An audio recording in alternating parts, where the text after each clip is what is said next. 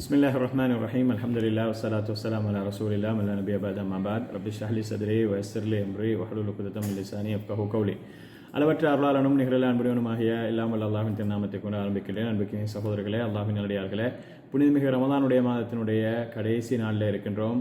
நாளைய தினம் இன்ஷா அல்லாஹ் பெருநாளுடைய தினமாக இருக்கின்றது. எனவே பெருநாளுடைய தினத்தோடு சம்பந்தப்பட்ட ஒரு சில முக்கியமான சுன்னாக்களை ஞாபகப்படுத்தலாம் என்று ஆசைப்படுகின்றேன். அன்புக்கினிய சகோதரர்களே, அல்லாஹ்வின் நல்லடியார்களே, பெருநாளுடைய தினத்தை பொறுத்தவரையிலே முஸ்லீம்களுக்கு மிக முக்கியமான ஒரு தினமாக இருக்கின்றது.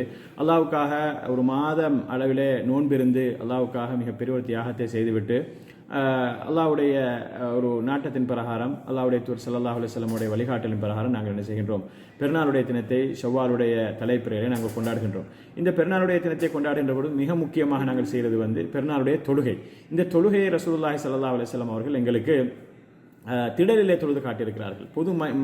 பொது மைதானத்திலே தொழுது காட்டியிருக்கிறார்கள். அல்லாஹ்வுடைய தூர் ஸல்லல்லாஹு அலைஹி வஸல்லம் அவருடைய பள்ளிவாயிலே தொழுவது ஏனைய பள்ளிவாயில்களிலே தொழுவதை விட 1000 மடங்கு நன்மையை கொண்டு வந்தரக்கூடியதாக இருந்தாலும் கூட ரசூலுல்லாஹி ஸல்லல்லாஹு அலைஹி வஸல்லம் அவர்கள் முஸல்லா என்று சொல்லப்படக்கூடிய அந்த இடத்திலே சென்றுதான் பெருநாள் தொழுகைகளையும் அதே போன்று மழை வேண்டி தொழுகையும் ரசூலுல்லாஹி ஸல்லல்லாஹு அலைஹி வஸல்லம் அவர்கள் தொழுதிருக்கிறார்கள் என்ற அந்த மிக தெளிவான ஆதாரபூர்வமான செய்திகளை நாங்கள் பார்க்கின்றோம். எனவே அன்புக்கினிய சகோதரர்களே, முடிந்த வரைக்கும் நாங்கள் என்ன செய்ய வேண்டும், பெருநாளுடைய தொழுகையை திடலிலே தொழுவதற்கு நாங்கள் முயற்சிக்க வேண்டும். இதுதான் ரசூலுல்லாஹி ஸல்லல்லாஹு அலைஹி வஸல்லம் அவருடைய மிக ஒரு முக்கியமான சுன்னாவாக இருந்து கொண்டிருக்கின்றது. அதே போன்று பெருநாளுடைய தினத்திலே நாங்கள் இருக்கக்கூடிய ஆடைகளிலே மிகச் சிறந்த ஆடையை ரசூலுல்லாஹி ஸல்லல்லாஹு அலைஹி வஸல்லம் அவர்கள் உடுத்திருக்கிறார்கள் என்ற அந்த விடயத்தை நாங்கள் பார்க்கின்றோம். அதாவது இது மிக முக்கியமானதாக இருக்கின்றது. ஆனால் இன்றைக்கு எங்களுடைய சமுதாயத்தை பொறுத்தவரையிலே பெரும்பாலும் எல்லோரும் என்ன செய்வார்கள், புதிய ஆடையை வாங்கி உடுத்தக்கூடிய ஒரு நிலையை பார்க்கின்றோம். முடிந்தால் வசதி இருந்தால் புதிய ஆடை அணியலாம்.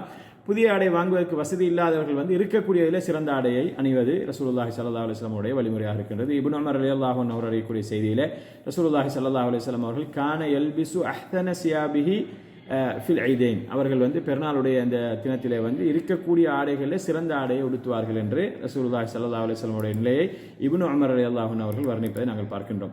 அதே போல அன்புக்குரிய சகோதரர்களே, இந்த பெருநாளுடைய தினத்திலே நாங்கள் அதாவது அந்த மைதானத்துக்கு செல்வதற்கு முன்னால் நாங்கள் ஈத்தம்பழங்களை ஒற்றைப்படையாக சாப்பிடுவது, இதுவும் ரசூலுல்லாஹி ஸல்லல்லாஹு அலைஹி வஸல்லம் உடைய ஒரு வழிமுறையாக இருக்கின்றது.